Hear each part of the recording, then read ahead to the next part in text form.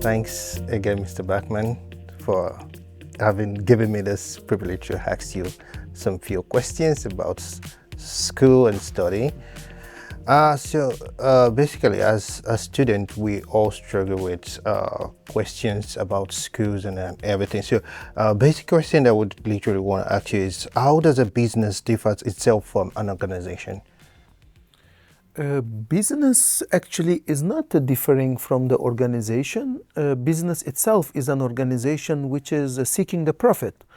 So this organization's main aim is to provide some kind of products or services, create a value, and based on the created value to reach the profit. Is every organization profit? Is every business profit? Of course no. Profitable? Of course no. The main consideration here is the structure of the business and of course the business strategy and planning. So we cannot say that, but the business must call itself as a seeking the profit. If they are not looking for profit, then it's a non-profit organization. You cannot call it as a business. Of course, this is very important that there is a profitability line which we are teaching our students, which is starts from motivation, efficiency, effectiveness, and profitability. So in this process, you cannot avoid any of factor, because if your business is not effective, you cannot be productive. If you are not productive, then you cannot be profitable. And if you are not efficient, you cannot be effective. And if you are not motivated, you cannot be efficient. So this is all the process that we are teaching students to reach, at least theoretically, to understand how the business can be profitable. What are the key responsibility of a manager in an organization? Yes, so we can say that managers, the main responsibility is to make a decision. Management is the art of decision making. This is how we define it. And manager is the person who is making decision, of course. But the main thing here is that how to make a decision. Okay.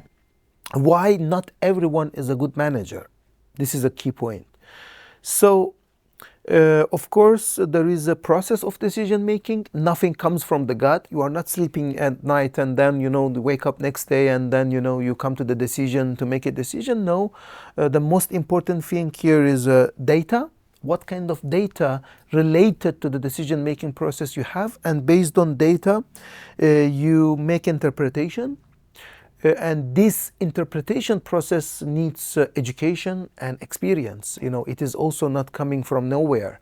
So as much as manager has knowledge, as much as has understanding, good education and experience, they are able to make more accurate decisions. But another very important part of decision making for managers is that they have to be rational. This is very important.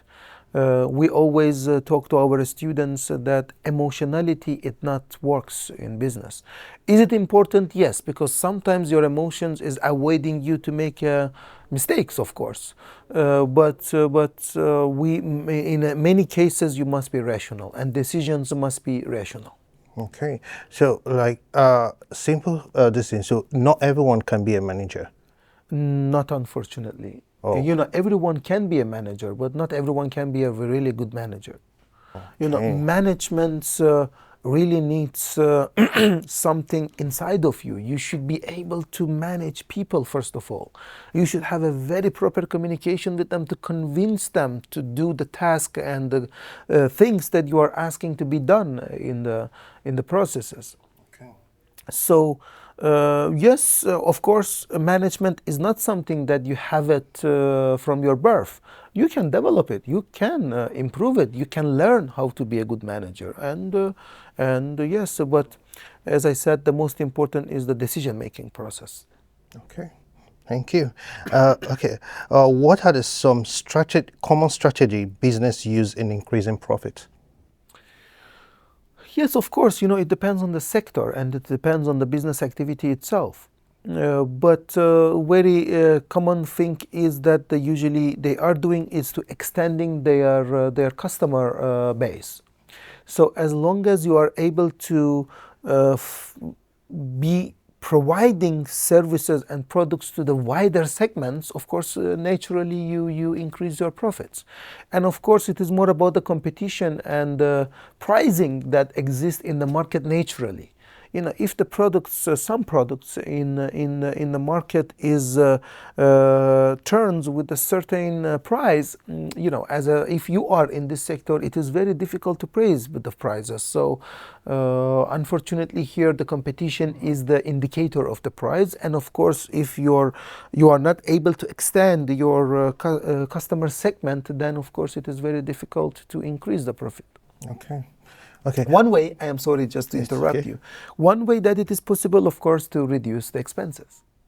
This is also another thing. If you have a certain let's say sales and certain income, certain revenue for the company, and if you are able as a business owner or as a manager or as a key people to reduce the expenses, of course you maximize your profit. Okay, so for me now, as a business student studying business management and marketing, what kind of advice can you give me as a student to other students? Yeah, so the biggest advice that I am giving to students is that first of all they should not neglect the internships. Internships are the key of the success. Why? Because we are trying to do our best to transfer our knowledge to students. This is our job here. I mean, to teach students, the main factors which is necessary for their success. But the reality in a business life is different. So internships, proper internships, focused internships, on the thing that students want to work in their future, it is the key, because this is the first step that you are taking for your career. So this is very important. The second is what I am always telling to students is the network. As good and high network you have, as more you are approaching to the success. This is very, very important. But what is important for the good networking? It is the communication.